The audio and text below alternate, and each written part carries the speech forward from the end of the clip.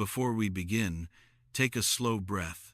Let the noise of the day soften around you, and let your mind settle into a gentler place. Tonight's story isn't loud. It won't rush you. Instead, it will wait quietly, like the night sky itself, patient and immense, inviting you to discover something hidden beneath its shimmering surface. Some people look at the sky, but she listened to it. If you're ready, come with me. Lean in a little, let the starlight pool behind your eyes, because I'm about to tell you a tale about a child who found her purpose not in the world below her feet, but in the cosmic murmurs above her head. 11 chapters, each one like a constellation of its own, all waiting to be connected. Let us begin. The village of Larkspur Bend was not the sort of place where extraordinary things happened. It sat between two gentle hills, wrapped in the scent of pine and river reeds, and most of its residents like to say the most exciting thing that ever occurred there was when old farmer Henley's cow gave birth to twins back in '89. Life moved softly. The seasons came and went like well-behaved visitors. The nights were long, the stars were bright, and everyone slept soundly. Everyone except one child. Her name was Elara Finch, a slight and delicate girl with dark, thoughtful eyes. She was 10 years old, though she often felt far older in ways she couldn't explain. While other children chased fireflies or skipped stones on the river, Elara would climb the ridge behind her family's cottage and sit on the cool grass until her mother called her in. She didn't go there to look at the stars. She went to hear them. The first time it happened, she was barely old enough to speak. Her mother had carried her outside during a summer night, pointing upward at the glittering constellations. And Elara, with her small hand outstretched, had whispered, "They're talking." The adults laughed softly at the cuteness of it. But as the years passed, Elara never stopped hearing the whispers. She just stopped telling anyone about them. In Larkspur Bend, being different was something you learned to tuck away. But Elara's difference wasn't content to stay hidden. Not forever. It happened on a late autumn evening. The air was crisp, the village lamps had all been extinguished, and Elara had crept once again up the ridge, with her wool blanket wrapped around her shoulders. The sky was unusually clear. Every star seemed alive, vibrating, expectant. She had heard the whispers before, soft, indistinct murmurs like someone speaking from behind a door. But tonight was different. The sound sharpened. A single voice rose above the rest. It wasn't loud. It wasn't frightening. But it was clear. Elara. Her breath caught. No star had ever spoken her name. She looked up, scanning the constellations, her heartbeat fluttering in her ears. And then she saw it, the constellation of the Wayfarer, a cluster that, according to village lore, guided lost travelers home. She steadied herself, fingers gripping the cold earth. "I hear you," she whispered back. The stars brightened as though in response, and then an image formed in her mind, not a voice, not words, but a feeling, someone wandering, alone, frightened, a soul lost, not in the forest or the mountains, but somewhere deeper. Elara, guide, help. A calling that vibrated in her bones. Someone out there needed her. And the stars somehow knew she was the one who could help. The next morning, Elara walked through the village dazed. Her mind still full of starlight and unspoken messages. She watched people going about their usual routines, bakers kneading dough, fishermen tying nets, mothers gathering laundry, and she felt an odd distance from them, as though her ears were tuned to a frequency no one else could hear. She wondered if she should tell someone. Her mother would worry. Her father would frown and tell her to focus on sensible things. The village priest would probably say she was touched by something holy or cursed, depending on his mood, so she said nothing, but the stars didn't stay silent. Every night, when she climbed the ridge, the whispers became clearer. They taught her not in lessons or sentences, but in impressions how to listen properly, how to distinguish a constellation's natural hum from a soul-lost call, how to feel the threads of starlight stretching between worlds, each one vibrating with stories. Elara learned she could not hear everything, only those who were lost and seeking guidance, souls wandering halfway between here and somewhere else. Some were faint, little more than echoes. Some were confused. Some were lonely, but all were searching. The stars became both a gift and burden. They illuminated her nights, but they also filled her heart with the weight of countless drifting spirits. And then came the night she encountered the first one she could save. Winter had a way of settling over Larkspur Bend with a kind of solemn patience, as though it wished to teach the village something about stillness.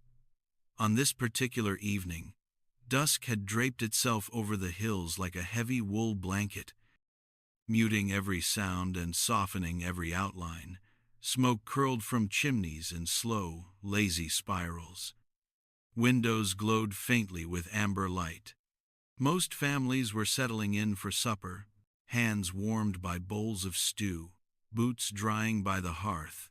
But Elara Finch, small, sharp-eyed, always listening, stood frozen in the middle of her family's cottage as something in the night sky tightened around her like a hand clasping her wrist. It wasn't a sound in the ordinary sense, not a whisper carried on wind, or a crack of ice, or the shifting of branches. It was something deeper, an internal pull that vibrated behind her ribs, a plea that bypassed language entirely and went straight to instinct. The stars were calling her. Not gently this time, not with their usual background murmur that felt like distant waves against a shore of dreams. This call was urgent.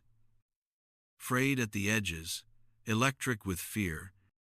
"Elara," she gasped, hand gripping the back of a chair for balance. The room blurred around her, the fireplace, the wooden table, the stew. Her mother was ladling into bowls, everything fading beneath the intensity of that single voice threading into her mind.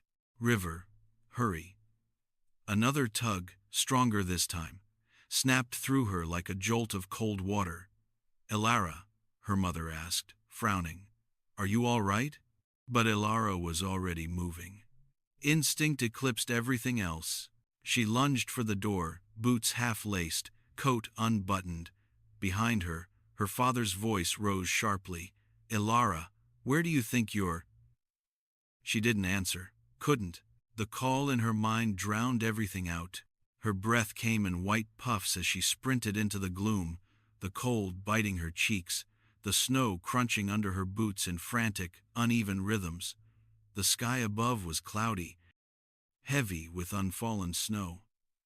Not a single star was visible. But visibility didn't matter. She didn't need to see the stars to hear them. Their urgency rang like a bell inside her skull, vibrating her bones. Faster. Hurry. River. Danger. Her lungs burned as she pushed herself harder, her feet slipping on patches of ice. The wind stung her eyes, but she blinked through it. Every step felt directed, pulled like a needle drawn by an invisible thread. She had never felt the stars like this, not demanding, not frantic. Something was terribly wrong. The river came into view at last, a dark ribbon cutting through the snowy world. Its surface churned sluggishly beneath a crust of forming ice. Bare willow branches dipped toward it like skeletal fingers. Elara skidded to a stop, breath heaving. And there he was. A boy no older than 8 stood terrifyingly close to the water's edge. Too close. One more step and the thin ice beneath his feet would crack. His clothing hung in tatters, soaked and stiff with frost. Mud streaked his legs. His boots, one missing its laces, looked as though they'd traveled miles. His hair clung to his forehead in damp curls, and his face, pale, shadowed, lost. Not lost like a child wandering in the woods, lost like a candle guttering in a dark room, the flame thin and trembling, on the verge of going out entirely. "Elara," the stars whispered again. Their voices softened with a sorrow she had never heard from them before. "He is between." The rest didn't need to be spoken. Between life and death. Elara swallowed hard. Her heart hammered in her chest, not from the run but from something more primal, the awareness that she was standing at the boundary between worlds. The air felt thinner here, as though the river itself had become a threshold. She took a careful step forward. "Hello," she said, her voice gentle, steady, though her hands shook. "It's cold out here. What's your name?" The boy didn't turn at first. His gaze was locked on the river as though something invisible were calling him from beneath the ice. Then, slowly, he turned his head, not because he recognized her voice, but because he felt something shift, a presence, a recognition that wasn't sight, but something deeper. His eyes were wide, unfocused, yet brimming with desperation. I don't know," he whispered. "I can't remember." His voice carried the fragile tremor of someone hovering on the very edge of forgetting everything that tethered him to being alive. Elara took another step. The stars hummed inside her chest, a guiding resonance that steadied her heart. "You're lost," she said softly. "But you're not alone." The boy's lower lip quivered. "I keep walking," he murmured. "I've been walking and walking, but everything feels wrong, like I'm not supposed to be anywhere. I don't know where home is. I can't find it." He wrapped his arms around himself. Though he didn't seem to feel the cold, Elara felt a swell of sorrow so strong it nearly knocked the air out of her. The stars pressed gently against the inside of her mind, offering a warmth she leaned into. She extended her hand, palm up. "Let me help you." The boy flinched, taking a half step back. Fear flickered across his face, not fear of her, but fear of choosing wrong, of reaching for something he wasn't sure was real. Then, with a trembling exhale, he lifted his own hand. His fingers passed through the falling snow without disturbing a single flake. And when his cold, fading form touched her hand, the world around her snapped open. A burst of light detonated behind her eyes. Brilliant, overwhelming. She saw flashes, fragments of his life flung into her mind like a flurry of scattered pages. A warm kitchen, a woman's laughter, a small bed beneath a patchwork quilt, a father's arms lifting him after a bad dream, a sibling's tiny hand gripping his. Then darkness, running.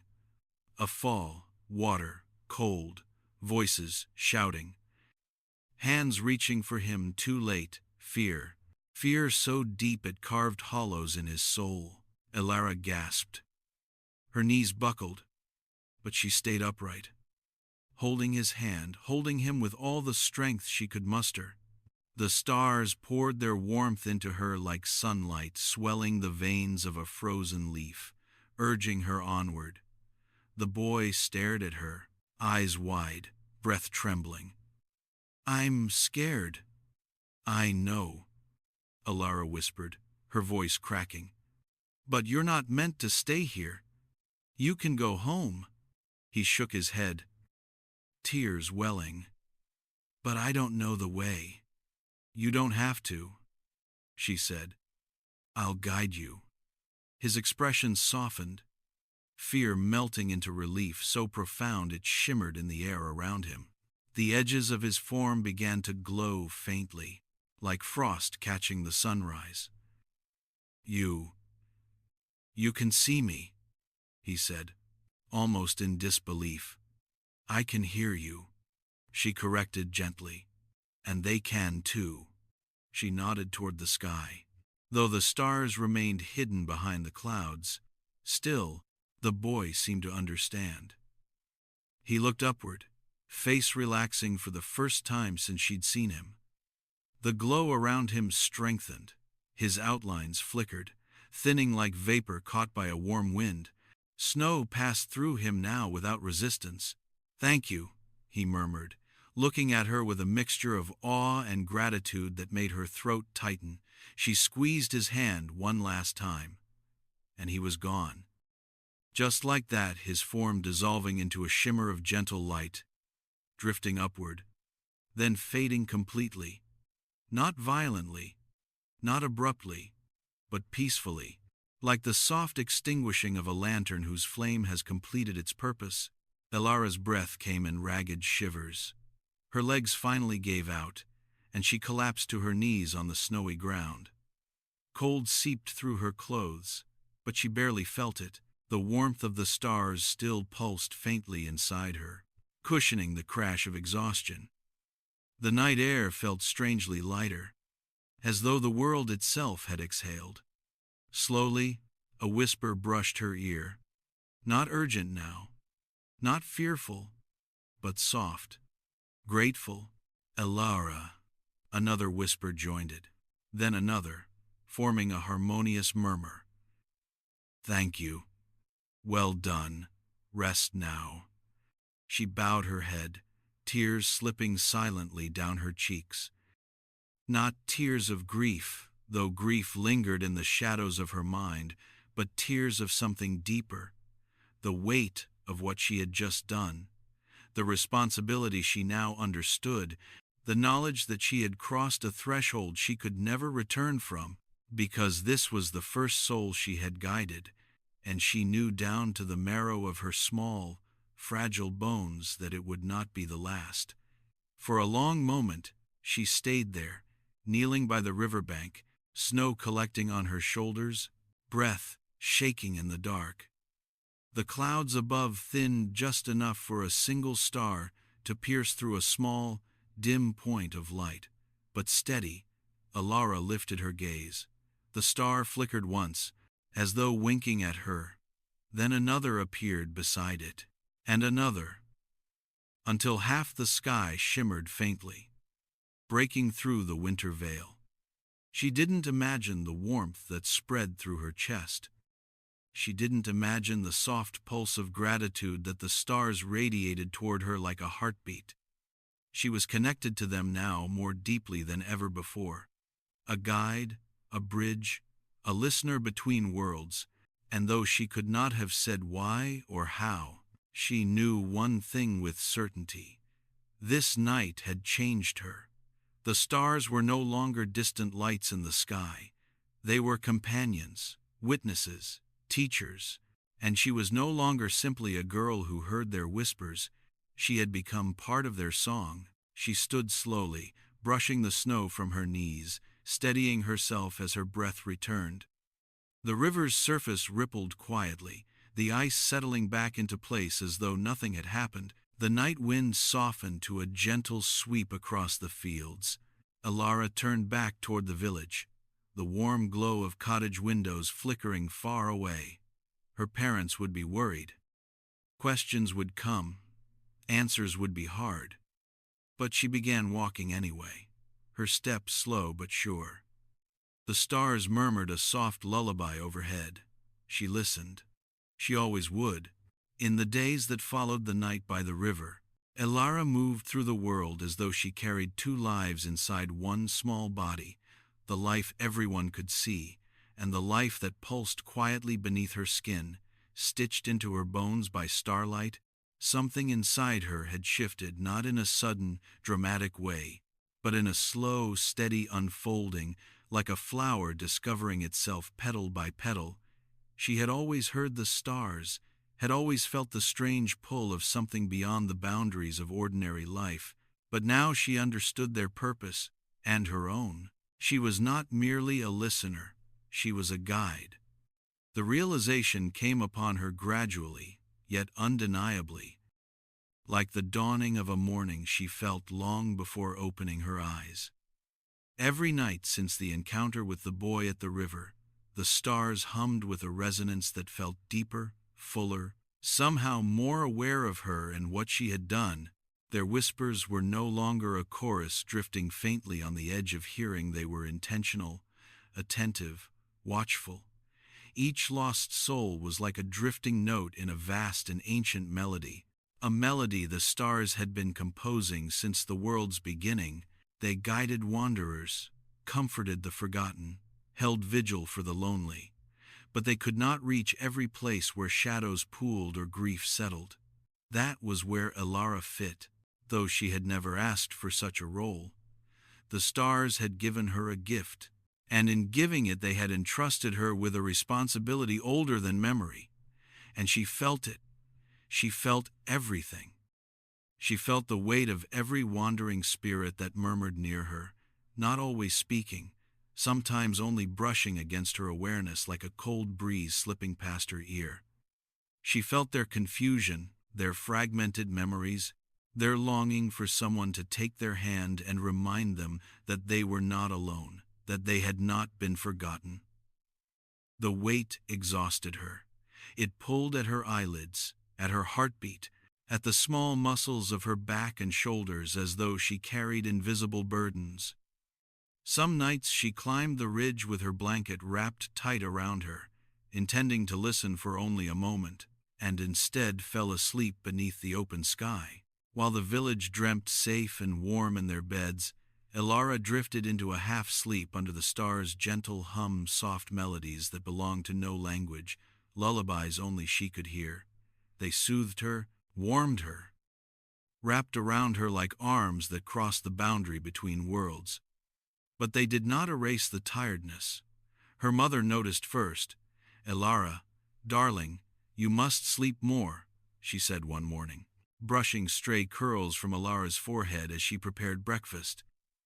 The woman's eyes were loving but worried, creased with that subtle tension parents carry when they sense something has shifted in a child but cannot name what it is. "You're pale as snowfall. You're barely eating. Are you feeling unwell?" Elara forced a small smile, warming her hands on the cup of tea before her. "I'm fine, Mama." But her mother wasn't convinced. She touched Elara's cheek, searching her eyes for clues. "You can tell me anything, you know." Elara knew that was true. Her mother had always been gentle, patient, the kind of woman who approached the world with open palms rather than clenched fists. But how could Elara explain something that belonged more to starlight than to earth? How could she describe the shivering sense of responsibility that lived in her spine, or the way the night sky had begun to feel less like emptiness and more like a doorway? So she simply nodded and thanked her mother for worrying. It was easier than spilling truths she didn't know how to translate. Her father noticed next. "Elara," he called one night as she slipped her boots on near the door, careful not to wake the house. His voice was firm, suspicious, and carried the kind of authority that fathers wield with practiced ease. "Where are you going at this hour?" She froze, turning slowly. His figure filled the doorway, arms crossed, brows raised. The lamp behind him cast his silhouette large and stern. "Are you sneaking off to play with the other children again?" he asked. Though the notion sounded unlikely even to him, Elara wasn't the sort of child who snuck out for mischief or games. She was quiet, introspective, more comfortable with books and lonely stars than with rambunctious friendships. "No," she whispered. It was the truth, though not the whole truth. "Then where?" he insisted. Elara hesitated long enough that he narrowed his eyes. But she couldn't say it. Couldn't say, "The stars are calling me," because her father, practical, grounded, a man of earth and stone and predictable things, would only hear nonsense. So she said the only thing she could, "I can't sleep." Her father sighed, rubbed his temples, and muttered something about children and restlessness. He guided her back to her room, tucked her beneath her blankets, and reminded her that the world was safe inside the walls of their home, that there was no need to wander. But he was wrong. Not about her safety, the stars would not harm her, but about the world, because the world did not exist solely within the wooden beams of their cottage, nor solely in the living, breathing realm. There were souls whose feet never touched soil, whose voices did not echo, whose presence was felt rather than seen. And Elara had stepped into a life where their world overlapped hers like two pages pressed together.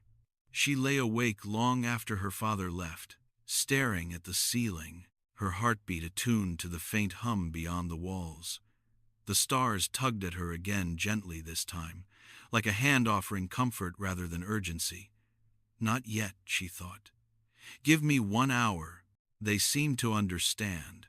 The pull softened, and so her days became divided between quiet exhaustion and that heavy, luminous secret stitched into her spine. She walked through Larkspur Bend with a kind of distant awareness, as though she were hearing two conversations at once, the mundane voices of villagers greeting her politely, and the softer, aching thrum of souls caught between worlds. She helped where she could. Sometimes it was nothing more than walking past a place where a memory lingered and letting her warmth coax it loose.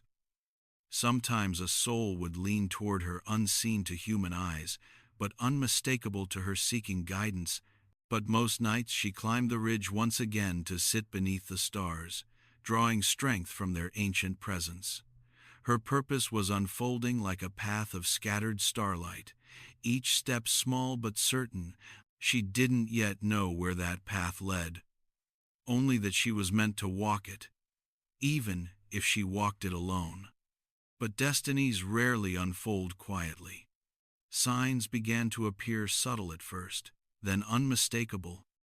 She would be sweeping the cottage floor and feel a cold gust though no window was open, or she'd hear a soft cry while passing the bakery, only to turn and find no one there. At night she began to sense more wandering souls than before, as though guiding the boy by the river had announced her presence to a realm she hadn't known was watching.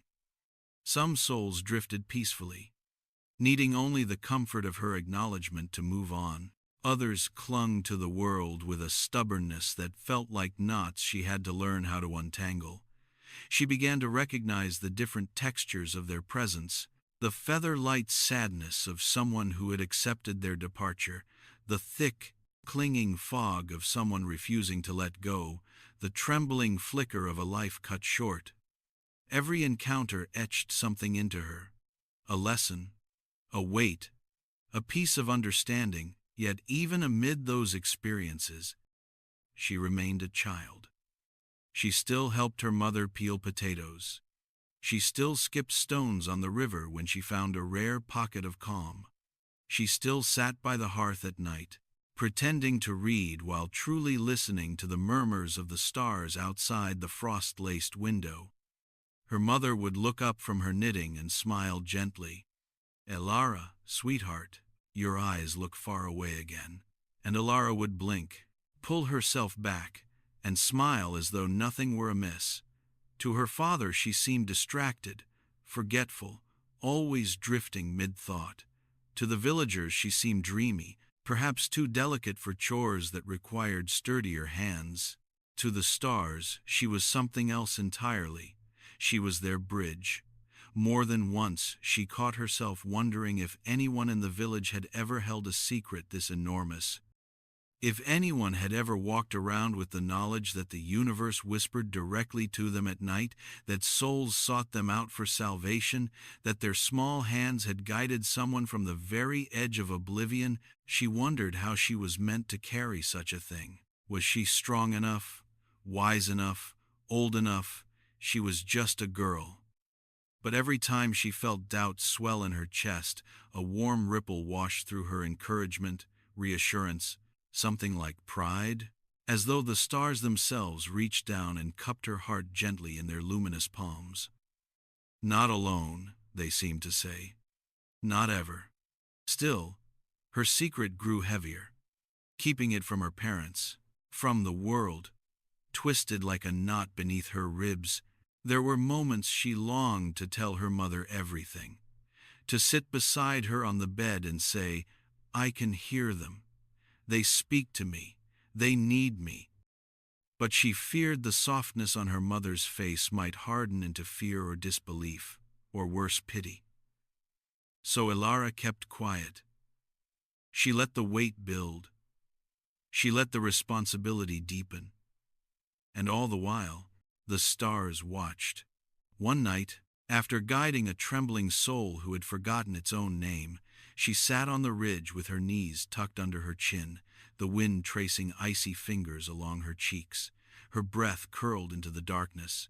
She felt exhausted down to her bones, more tired than she'd ever been in her short life. A whisper drifted to her. "Elara." "Yes," she murmured, barely lifting her head. "You walk bravely," the stars said, their voices overlapping in a warm chord. "I'm so tired," she confessed. Not in words, but in the trembling of her heart. The stars heard it anyway. "We know. Rest. I'm afraid." She thought, "What if I fail someone?" "You will not." "How can you be sure?" "Because your heart listens." She closed her eyes, allowing the stars' lullaby to wrap around her like a blanket warmer than any wool. For a few minutes, maybe an hour, she drifted in that soft in-between where dreams murmured and the world felt safe. But the path of destiny never stays quiet for long, and deep within the cosmic melody she now walked among, a new note had begun to vibrate, low, faint, but unmistakably foreboding. Once awakened, does not sleep again? The old forest had never frightened Elara before. She had grown up hearing stories about it. Of course, whispers of wolves stalking the undergrowth, of travelers who entered its depths and returned days later with no memory of where they'd been, of strange lights floating between the branches during storms. But those stories belonged to the village's imagination, their fear of anything too wild to be neatly mapped. The forest itself, to Elara, had always simply been old, old in the way mountains were old, old in the way rivers remembered their earliest paths, old in the way the stars spoke of places that had existed long before her village was ever built. But that night, it felt different. The forest loomed like the mouth of a sleeping giant, vast, dark, and full of unspoken warnings. Its trees stretched upwards, impossibly tall, their trunks pressed so tightly together that their tangled branches formed a canopy thick enough to swallow the moonlight whole. The lantern in Elara's hand cast only a small ring of gold around her feet, a trembling island of light in a sea of shifting black. Still, she stepped inside. The stars' whispers guided her, thin and distant, like voices speaking through layers of wool. They had never sounded so faint before. The farther she moved beneath the trees, the quieter they grew, until she began to wonder if she had imagined their directions entirely. But no, something had called her here, something heavy and hurting. She felt it even at the forest's edge, a subtle tug behind her ribs, like the weight of grief coiled into a single invisible thread. Now, moving deeper, that weight thickened. The air cooled sharply. Even the wind, usually full of chatter, always pushing leaves into some restless dance, seemed to hold its breath, as though afraid to disturb whatever waited ahead. "Elara," the stars whispered again, so faint she tilted her head to catch it. "Careful." The warning thrummed along her spine. She tightened her grip on the lantern. Though she knew light would do little here, the forest did not obey ordinary rules at night. Shadows thickened unnaturally. Roots twisted themselves across the ground like sleeping serpents. Sound seemed to disappear entirely. Her boots sank into old moss without a single crunch. Her breath emerged in silence. Even her heartbeat felt muffled beneath the weight of the place. Then the sorrow came, not slowly, not in a way she could brace herself against. It fell upon her like a wet cloak thrown over her shoulders, heavy enough to knock the breath from her lungs. She staggered, one hand catching against a tree trunk slick with dew. Her lantern swayed wildly, casting distorted shadows across the undergrowth. Her knees weakened under the crushing sadness, thick, suffocating, saturating the very air she inhaled. It wasn't her own emotion. She recognized that instantly. This sorrow belonged to someone else, someone so consumed by despair that it radiated outward, seeping into the soil, the bark, the cold night air. Elara pressed a hand to her chest. Her breath trembled, each inhale scraping against the grief, settling inside her. And then she saw her. A figure sat at the base of an ancient oak, whose trunk split into two twisted halves, like a doorway that had never fully opened. At first, Elara thought the figure was part of the tree, another shadow, or a cluster of leaves caught in the roots. But then she noticed the trembling, the rise and fall of faint, uneven breaths, the translucent glow clinging to the outline of a body. It was not a child this time, but a young woman. Her knees were drawn tightly to her chest, arms wrapped around them as though trying to keep herself from breaking apart. Her face was buried in her sleeves, shoulders shaking with silent sobs. She shimmered faintly in the darkness, her edges dissolving into the air like mist. Not fully here, not fully gone. Elara felt her heart crack open. She took one step forward, then another, moving slowly so as not to startle her. The sorrow intensified, thickening with each footfall. By the time she stood only a few feet away, tears burned at Elara's eyes, not from fear, but from the weight of someone else's heartbreak pressing violently against her mind. "Hello," she said softly, kneeling so she wouldn't tower over the fragile figure. "I'm here to help you." The young woman's head lifted at the sound of her voice. Elara had seen fear before, confusion, emptiness, but never this. This was anguish that overflowed, uncontained, like a dam that had finally cracked. The spirit's eyes were wide, swollen with grief, and full of something deeper than pain. Self-blame sharpened into a blade she held against her own existence. "You can't help me," the young woman whispered, her voice strained, trembling. "No one can." Elara's breath caught. The despair in those words felt like falling into a pit with no bottom. She forced her voice steady. "Why are you here?" The spirit's hand tightened around her own arms. Her translucent fingers trembled. "Because I can't bear to leave," she said, her voice cracking on the last word. "I can't move on, not without my sister." The word sister hit the air like the slow toll of a distant bell. Elara leaned closer. "Tell me." "I promised her," the spirit choked. "I promised I would protect her. I swore I would always keep her safe. But I didn't. I failed. I failed her. And now I'm lost." A shiver swept through the forest, rustling only a few leaves as though even the wind mourned with her. Elara swallowed, throat tight. What happened? The young woman squeezed her eyes shut.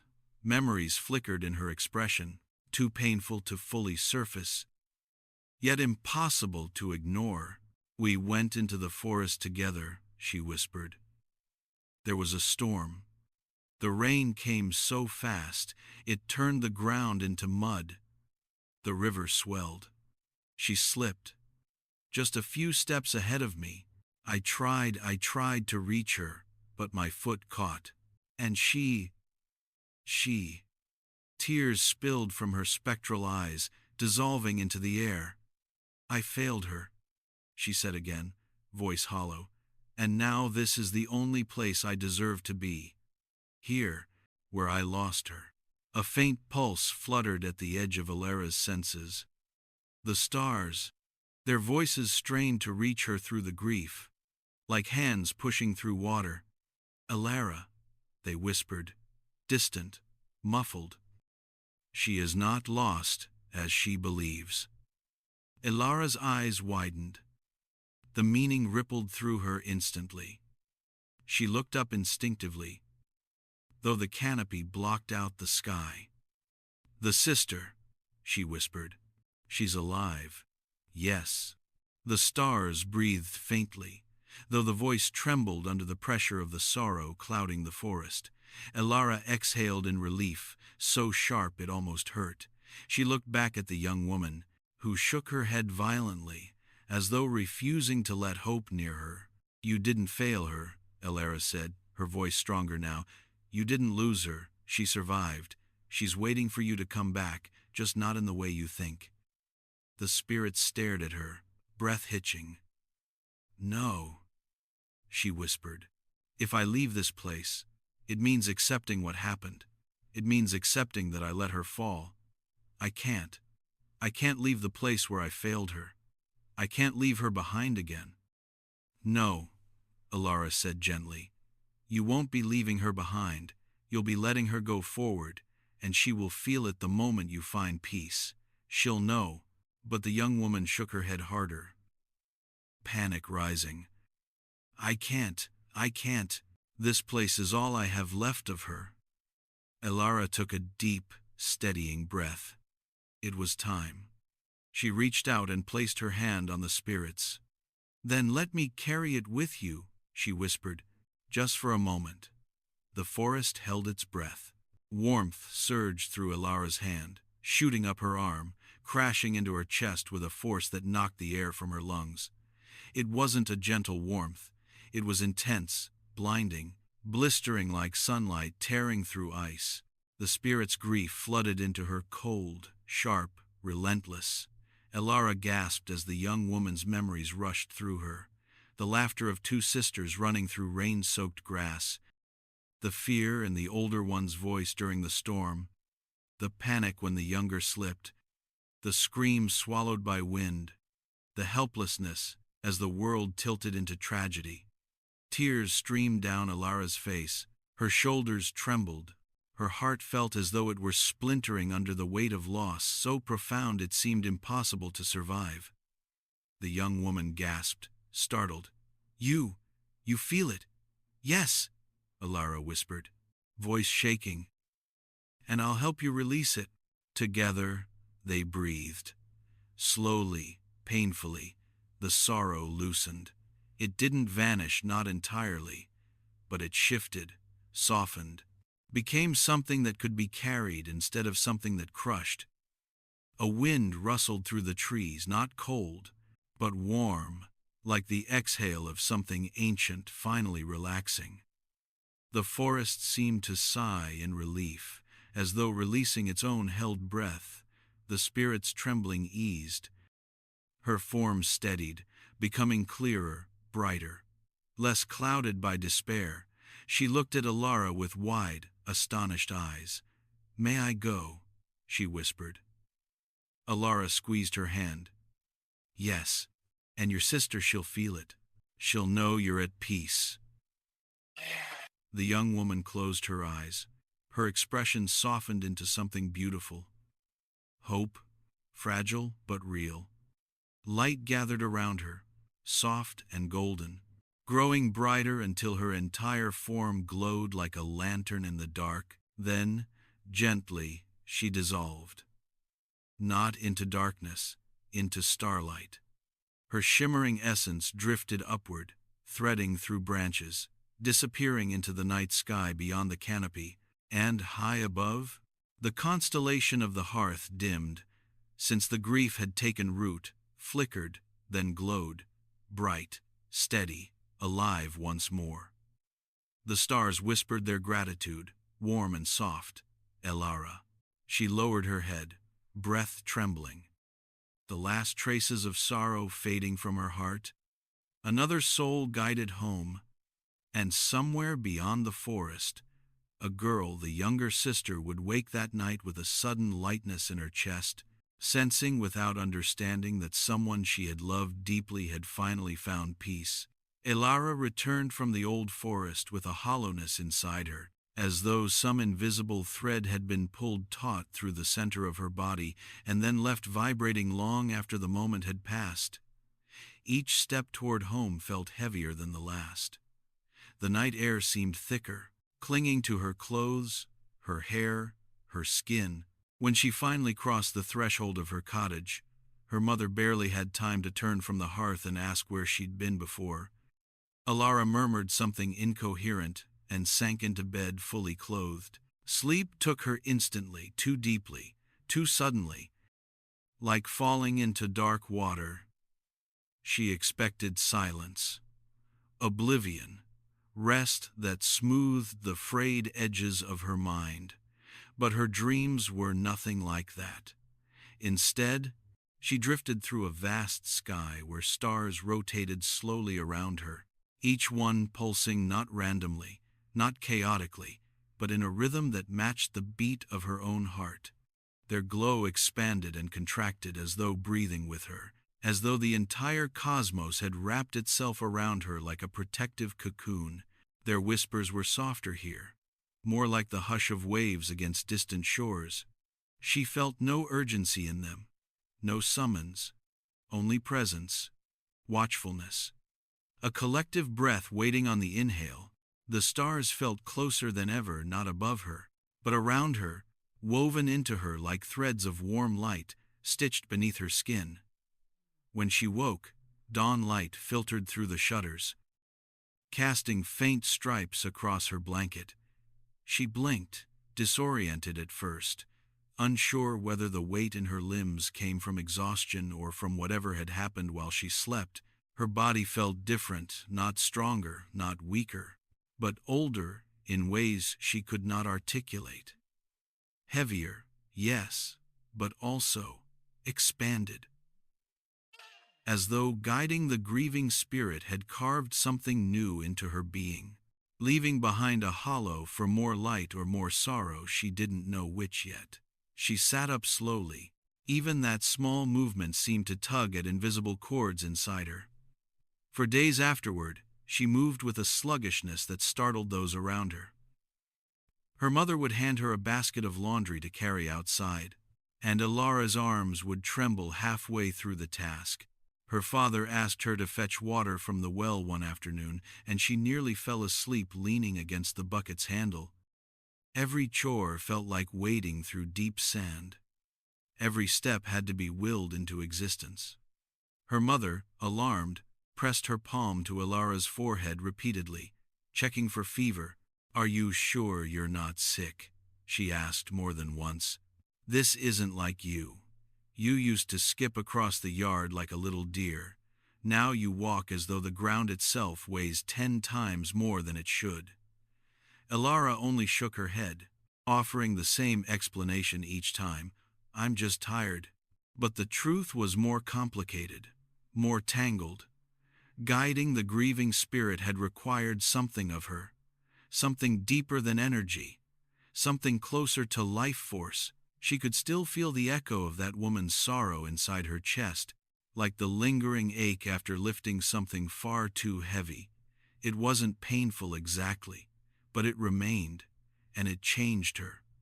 The stars, sensing this, were quieter than they had ever been, not absent, not gone, just gentle. Their whispers brushed her thoughts like feathers drifting over water. "Elara, rest." She heard it often in those days, heard it while stirring soup in the kitchen, heard it while hanging laundry, heard it while lying awake at night, staring at the sliver of sky visible through her window. Their tone was tender, almost parental, filled with a worry she never imagined the stars could feel. But souls did not stop getting lost simply because she needed sleep. The world did not pause. The invisible realm where wanderers drifted did not hold its breath while she regained her strength. She felt their presence like faint vibrations along her spine, confused whispers, tiny pulses, lost thoughts brushing against her awareness. Most were too far, or too faint, to demand her immediate attention. But the ache inside her, the part newly carved open, felt them all, even the softest cries, and tugged at her conscience. She tried to ignore them, tried to listen to the stars' pleas for rest. As she walked home from the market with a loaf of bread cradled in her arms, she felt a pull so subtle she almost dismissed it as a trick of the wind. It was faint, barely a flicker in the vast quiet inside her mind, a trembling note in the distance, a tiny cry, delicate as a whisper from behind a closed door. She stopped in the middle of the snowy path. A horse-drawn cart rattled past her, the driver nodding politely, but Elara barely noticed. Her breath formed thin clouds that drifted upward into the dusk, disappearing. There it was again, a tiny pulse, a frightened sound, a soul calling, not with words, but with need. She clenched her jaw. The bread felt suddenly heavy in her arms. She could ignore it. She could go home and lie in bed and let her mother fuss over her. She could rest like the stars begged her to. She was already so tired that her legs trembled from the simple act of standing still. No one would blame her for turning away. No one would even know. But she did. There was a responsibility she could neither refuse nor silence. Elara set down the loaf of bread gently and followed the pull. It guided her off the path, toward the edge of the woods, not the old forest she had entered days before, but a smaller grove, where snow clung to the branches in soft, glittering mounds. The wind quieted as she stepped between the trees. The faint call grew stronger, not in volume, but in clarity, like a single bright note rising from a quiet song. Then she saw it. A tiny firefly-like soul drifted near the roots of a pine tree, hovering uncertainly, flickering in and out of shape. It glowed softly, a pale gold light the size of a child's cupped hands. It quivered as though cold. Elara's breath softened. Her exhaustion blurred around her, replaced with a tenderness so instinctive it eclipsed everything else. She knelt in the snow, her knees sinking into the cold, damp earth. The soul drifted toward her timidly, like a lost animal unsure whether to trust the hand reaching out. "It's all right," she murmured, her voice fragile but steady. "I'm here." Slowly, she extended both hands, palms up. The little soul hesitated, flickering once, twice, then floated into her waiting hands. Settling between them like a trembling spark, it pulsed faintly, matching the rhythm of her breath. Elara closed her fingers gently around it, not trapping it, but sheltering it from the cold air. The warmth radiating from the tiny light seeped into her palms, soothing the ache in her bones. The soul brightened, its trembling easing. It hovered upward, rising above her hands like a drifting ember. For a moment it paused, glowing brighter than before, as if offering gratitude in a language far older than words. Then it floated up through the branches, toward the sky where the first stars were beginning to appear. It vanished like a sigh. Elara remained kneeling in the snow long after it disappeared. Her hands tingled, her breath came slow and shaky. The exhaustion she had tried to push away returned twice as heavy, settling into her limbs like lead. She pressed a hand to her forehead and let her eyes close. This was the cost.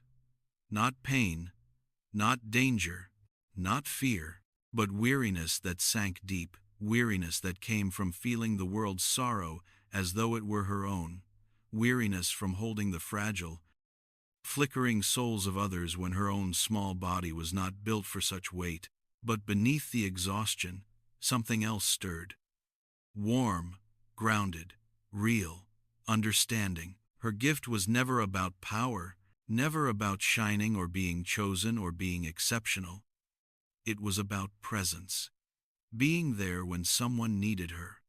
Being the person who stepped toward pain instead of away from it. Being the quiet in which a soul could rest long enough to find its path again. Presence not strength, presence not perfection. Elara opened her eyes slowly, watching as the stars brightened overhead. They were silent now, not because they had nothing to say, but because they knew she needed calm more than counsel. The wind picked up again, rustling the snow-laden branches. Elara rose carefully, retrieving the bread she'd left on the path. Her legs felt heavy, but her steps felt certain. As she walked home, she listened to the quiet, not the absence of sound, but the kind of quiet that held meaning.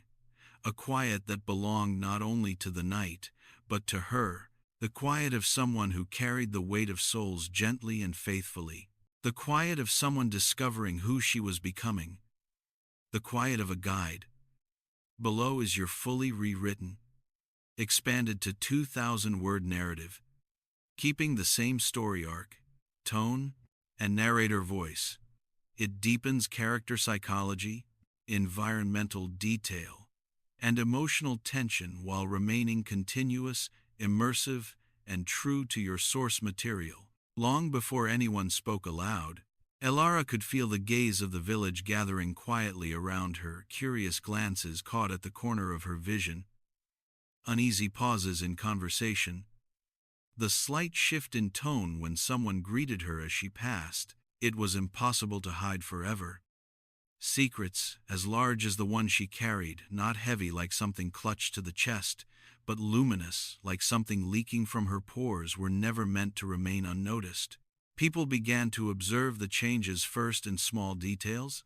The dark shadows beneath her eyes grew deeper each morning, spreading like bruised crescents that no amount of sleep could erase. They noticed the way her steps wandered, as though her feet followed two paths at once, the visible one beneath her and the invisible one only she could sense. They noticed how she sometimes paused in the village square for no reason, head tilted slightly, eyes unfocused, lips parted as if listening to a voice carried on wind too quiet for ordinary ears. She would be in the middle of a conversation discussing the weather with Mrs. Harrow, or helping the baker's wife carry flour sacks, and suddenly stop mid-sentence, her thoughts drawn away by something beyond their world. She wouldn't even realize she'd drifted until the person beside her cleared their throat, confused or offended or worried. Children sometimes caught her staring up at the sky even during the day, her expression dreamy, troubled, unreachable. One of them whispered to another loudly enough that rumors were inevitable that Elara Finch was talking to ghosts or speaking to invisible friends in the clouds. Children's stories were always the first sparks that set whole rumors aflame, and soon the adults began to whisper too. Elara has the second sight. She's touched by spirits, or cursed, or blessed, or both. Larkspur Bend was not a cruel village, but it was old, and old villages carried superstitions in their bones. People had long memories for anything that strayed from the ordinary. Elara became the newest entry in that quiet, unspoken ledger. Her mother was the first to confront her directly, not with anger, but with the kind of tenderness that made Elara's throat tighten. It happened one evening as the sun dipped behind the hills, spilling orange and rose-colored light across the cottage windows. Elara's mother stood in the kitchen kneading dough. She wiped her hands on her apron, watched Elara for a moment, as the girl stared into a cup of cooling tea, then finally sighed and sat beside her. "Elara," she said gently, "is something wrong?" The question was too simple for the thousand tangled truths resting inside Elara's chest. She could have answered in so many ways. Yes, something was wrong. Everything. The world was both heavier and brighter, and she was caught in the middle, caught between the living and the lost, between the warmth of home and the cold touch of wandering spirits. But she did not say any of this. Instead, she offered the only answer that would not turn her mother's concern into fear. "I just need more sleep." End quote. Her mother watched her for a long moment, long enough for doubt to gather in her eyes. But she only touched Elara's cheek. brushed a loose curl behind her ear, and nodded without believing it. The truth lingered silently between them. A week later, the village priest arrived at their door. He rarely made house calls unless someone had fallen ill or sought guidance about matters of the soul, but he asked to speak with Elara privately.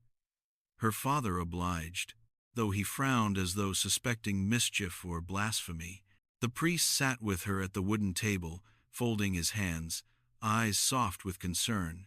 He was an older man with a voice like old parchment, thin, patient, and worn smooth by years of confessionals. "Elara," he began, "your mother tells me you've been troubled."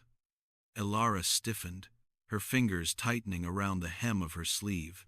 He leaned closer. "Have you been experiencing visions, nightmares, voices that disturb your rest?" "Visions, nightmares, voices." She shook her head. "No." He studied her carefully. The corners of his mouth tightened. "Are you sure you know, child? It is not wrong to speak of such things." "I'm not having visions," she said again, though her heart fluttered under the lie. She didn't know how to explain that she heard something older than visions, something that existed far beyond the reach of scripture or ritual. The priest sighed, unconvinced but unwilling to push further. "If you ever need guidance," he said as he stood, "you come to me. Don't carry burdens alone." If only he knew. After the priest's visit, the whispers in the village grew sharper, more deliberate. Word spread that he had come to check on her. And in a small place like Larkspur Bend, where news traveled faster than wind, gossip sprouted almost instantly. Some people approached her with cautious curiosity, as if afraid of waking whatever strange thing they imagined coiled inside her. Others approached with something dangerously close to hope, and quickly the questions began. "Can you speak to my departed husband?" asked a woman at the well, her eyes rimmed with tears. "Just one message, just so I know he's at peace." Elara froze, the bucket slipping from her hands and splashing cold water over her shoes. "I can't," she whispered, and the woman's face crumpled. Another villager approached her outside the market. "Can you hear my grandmother? She died last winter. She always said she'd watch over me. I've been dreaming of her. Is it real? Is she here?" Elara shook her head gently. "I don't do that," she said. It was the truth. She couldn't summon spirits. She could only respond when they were lost. A farmer asked her to bless his home so that his newborn wouldn't be troubled by dreams. A young boy tugged on her sleeve, begging her to talk to the thing that hid under his bed each night. Elara wanted to help them all. She wanted to ease their fears, give comfort, give answers. She wanted to say yes, to wrap her arms around their longing and desperation and soothe it the way she soothed the wandering souls, but she couldn't. Her gift wasn't a performance. It wasn't a tool to be wielded on command, nor a trick for public display. It wasn't a talent to be used for comfort or entertainment or reassurance. It wasn't even truly hers in the way the villagers seemed to imagine. It was a responsibility, a quiet one, a lonely one. She felt it each time someone begged her for help she could not offer. Each time someone stared at her with fear flickering behind their curiosity. Each time someone whispered behind her back as she passed. She wanted to shrink into herself, to hide beneath her blanket, to pretend she didn't hear the stars calling at night, but the stars kept whispering softly. Souls kept drifting into her awareness like small, cold hands brushing her shoulder. And then came the night that changed everything. It began ordinarily enough. The villagers had gathered in the square for the late autumn festival. Lanterns hung from wooden poles, their warm light flickering across smiling faces. Children ran between stalls, chasing ribbons and laughing. Musicians played lively tunes that drifted through the crisp air. Elara stood at the edge of the crowd with her parents. She truly tried to behave like everyone else. She tasted roasted chestnuts, listened to the musicians, even allowed her mother to lead her in a short dance. But throughout the night, she felt it again. That tug, soft at first, then insistent. A familiar coldness grazed her spine. A soul was reaching for her. She stiffened, her smile faltering. Her mother noticed instantly. "Elara," she whispered. Elara didn't answer. Her gaze lifted to the sky, and suddenly everything changed. The stars did not simply appear. They ignited, not one by one, not twinkling timidly through the clouds, but all at once, bursting through the night in a radiant, synchronized blaze that made every candle and lantern in the square dim by comparison. Light cascaded across the sky, pure and shimmering, forming patterns no one in the village had ever seen before. The music stopped. Laughter died, mid-note. People gasped, hands flying to their mouths. The priest dropped his candle. Children clung to their mothers' skirts. The stars were singing. A sound not made of wind or instruments or human voice hummed through the air, a deep, harmonious resonance. A chorus layered across the heavens. It vibrated through the ground, through the walls of the cottages, through the bones of every person in the square. Villagers stared upward in awe, fear, wonder, and then they all turned to her. Elara stood in the center of the square, bathed in starlight. Her hair glowed like silver threads. Her eyes reflected constellations that no one else could name. She didn't know how she looked, but she knew exactly what they saw. The stars were calling her alone. And in that moment, the entire village witnessed something they had never imagined and could never forget.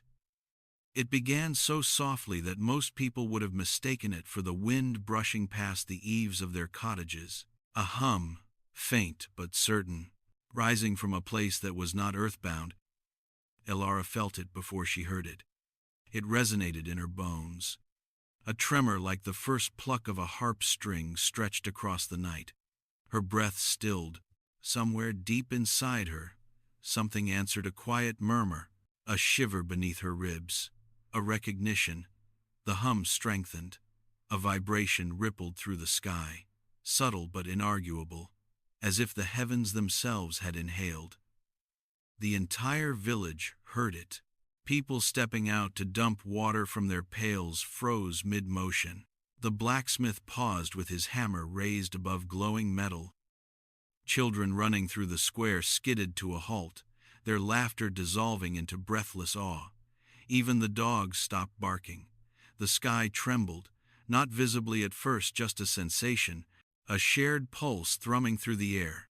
Then a single star brightened, then another, and another, until the entire dome of night shivered with light. The stars weren't simply shining, they were pulsing.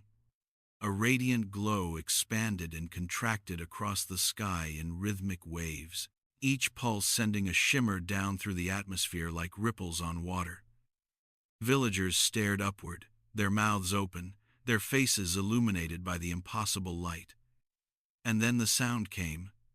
Not wind, not thunder, not anything the world had ever claimed as its own. The sky was singing. A melody formed, not chaotic or clashing, but harmonious, layered, ethereal. Notes that did not obey human scale or rhythm vibrated with perfect clarity. The sound was vast, ancient, full of longing and wonder all at once. It pressed gently against the ears, the heart, the soul. Children gasped. Elders fell to their knees, as though witnessing the arrival of something holy. The village priest, startled beyond composure, dropped his lantern. It clattered to the stones and rolled away. Forgotten, the starlight swelled, shimmering with every resonant note. Elara. Her name unfurled across the sky like breath made of light. She staggered, hand pressed to her chest. Every star that spoke her name carried a tone only she could decipher, not a language, not exactly, but a meaning that bloomed inside her like unfolding petals. Elara, come. There was no resistance in her, only recognition. Only the instinct that this moment had been approaching her from the day she was born. Moving toward her like a tide, she began to walk. The villagers followed, hesitant at first, then with a strange silent unity. They trailed behind her like a procession following a prophet, moving through the darkened fields where the grass glowed faintly under the celestial light. No one spoke. The only sound was the sky's impossible melody guiding their steps. Elara climbed the ridge, the very same ridge she had always gone to hear the stars whisper at night. The place that had become her refuge, her threshold, her secret sanctuary. But tonight it did not feel quiet. Tonight it felt like the center of the universe. As she reached the top, the stars responded to her presence. They ignited. A blaze of light exploded across the night, brilliant, shimmering, breathtaking. It was not harsh, not blinding. It was warm, expansive, like the glow of 1,000 candles reflecting in deep water. The villagers gasped behind her, some dropping to their knees, others clutching each other, trembling. Above Elara, the stars shifted. They moved, not drifting in their usual slow cosmic dance, but deliberately, as if forming something. A spiral, vast and radiant, unfolded across the sky. It spun slowly, gracefully, its outer edge shimmering with the oldest stars, its center glowing with something newly born. Elara stared upward, breath caught in her throat. She had seen this once before, not with her eyes, but in her dreams, in that realm between waking and sleep, where the stars hummed their truths directly to her soul. It had felt distant then, fragile, like a memory of something she'd never lived, but here it was real, immense, blazing above her. What does this mean?" she whispered. The sky paused. The melody softened, drawing in, narrowing its focus, until each note seemed directed solely at her. Then a voice separated itself from the chorus, a voice that did not sound like any single star, but like the ancient heartbeat of the cosmos itself. Deep, wise, older than time, Elara Finch, child who hears us. You have done what few could. She swallowed hard, knees threatening to give way. I only helped the ones who needed me. That, the voice replied, warm as sun on stone, is all the universe ever asks. The villagers behind her gasped as a beam of starlight cascaded downward, wrapping Elara in a gentle cocoon of radiance. The glow seemed to lift her slightly, not physically, but in presence. Her silhouette illuminated, her hair shimmering with silver threads, her eyes reflecting constellations that no human had ever named. Elara. The stars sang, their tone now tender, "You are not done." Her breath hitched. I don't understand. You have proven that your heart is strong enough. For what?" she breathed, hardly daring to ask. "What am I strong enough for? For the truth." The spiral above her shifted again. It opened not upward like a gateway to the heavens, but inward, as though peeling back layers of reality to reveal a deeper realm hidden beneath the familiar sky. Through that opening she saw not stars, but a vast, quiet, a stillness full of presence, dense with meaning. It was neither darkness nor light, but something beyond both. A place where time felt soft, where sound was truth and silence was knowledge. Her breath caught. A weightless sensation spread through her chest, as if some part of her had recognized this place even before she understood what it was. And suddenly she knew. Her ability was not random, not accidental, not a quirk of fate. It was heritage.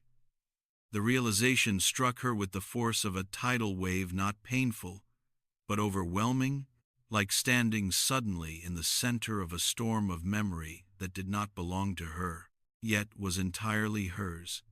Images rippled across her awareness, souls guided not by her, but by others, countless figures standing on ridges, beside rivers, at the edges of forests, holding hands with wandering spirits. Their silhouettes glowed with starlight, their faces serene, their hearts steady. Voices she had never heard sang through her mind like threads of ancient melody. Soul guides who had lived before memory, before language, before the world had even named what death was. She belonged to them. She was the newest link in a chain stretching back through ages so old the earth had not yet formed mountains, when the first of them stood beneath a primordial sky. Her knees wobbled. The ground seemed to tilt beneath her. "Elara," the stars whispered, all voices joining as one, "your purpose is only beginning, only beginning." The words rang through her like a bell struck at the center of her being. Her heart surged with fear, with awe, with a trembling sense of destiny she could barely hold inside her small, fragile frame. Her breath quickened, each inhale sharp and cold. "Why me?" she whispered. A pause followed, soft, thoughtful, almost fond. "Because you listen." Tears stung her eyes. She lifted her face toward the sky, toward the spiraling galaxy of light that seemed to draw closer with each beat of her heart. "Will I be alone?" she asked, barely a whisper, barely daring to voice the fear that had lingered at the edges of her existence since the first moment she heard the stars. "No," the cosmos replied. "Never." Light blossomed around her, warm and golden, wrapping every inch of her body in shimmering radiance. It seeped into her skin, into her chest, into the deepest part of her soul. It felt like being held, supported, cherished. The villagers behind her watched in stunned silence, their fear melting into awe, their awe into reverence. Some wept, some bowed their heads, some whispered prayers or blessings under their breath, not because they fully understood, but because they witnessed something larger than life, larger than belief. Elara did not see them. She felt only the stars, only the vast presence that surrounded her, embraced her, welcomed her. As the spiral above her glowed brighter, she sensed, not saw, that it was offering her something. Not a task, not a command, but a truth. A truth she would carry for the rest of her life. A truth that would shape her destiny in ways she could not yet fathom. "Elara Finch," the stars murmured, their voices fading into a soft echo that wrapped itself around her heartbeat. "Walk with courage, for the sky remembers every step you take." The spiral began to close, slowly folding back into the night sky like a blooming flower returning to bud. The glow around her dimmed gently, settling into a soft halo. When her feet touched the ground fully again, she felt changed, not in body, but in essence. Something inside her had aligned with the universe, as though her soul had stepped into the place it had always been meant to stand. The villagers stared at her in stunned silence as the last notes of the celestial melody drifted into the night. The sky returned to stillness, but Elara did not, for she understood now. She was the newest soul guide in a lineage older than memory, and her purpose was only beginning. From that night onward, Larkspur Bend was never quite the same. The villagers no longer dismissed Elara's tiredness or the faraway look in her eyes. They no longer whispered in fear, but in reverence. She became known not as the strange Finch girl, but as the star listener, the one who walked between worlds with gentle steps. Children brought her drawings of constellations. Elders asked her to sit with them during their final days, comforted just by her presence. The priest, humbled, asked for nothing except her wisdom. But Elara didn't change because of the villagers. She changed because she finally accepted herself. Every night she continued her quiet work, guiding the lost, soothing the grieving, listening to the sky with a heart wide open. Some souls came silently, some arrived trembling, some resisted, and she waited patiently until they were ready, and whenever she needed strength, she looked up. The stars didn't always speak, but they were always listening back. As she prepared to climb the ridge, she paused at the door of her cottage. Her mother stood behind her, eyes soft. "Where do you go, Elara?" she asked gently. Elara smiled, not evasive, not afraid, but honest. "I go to help someone find their way." Her mother's eyes shimmered, placing a warm hand on her daughter's cheek. "Then go," she whispered. "Be who you are." Elara stepped into the night. Above her, the constellations brightened, whispering welcome. Some people look at the sky, but she, Elara Finch, child who could hear the stars, listened, and the universe listened back. Thank you for staying with this story until its final breath. If Elara's quiet courage and cosmic purpose resonated with you, if you enjoyed following her journey through starlight and shadow, consider supporting this channel. Like the video so more listeners can discover it. Leave a comment to share your thoughts or the moments that stayed with you. And subscribe so you never miss the next tale waiting among the constellations. Because the stars always have more to say. And somewhere out there, another story is waiting to be heard.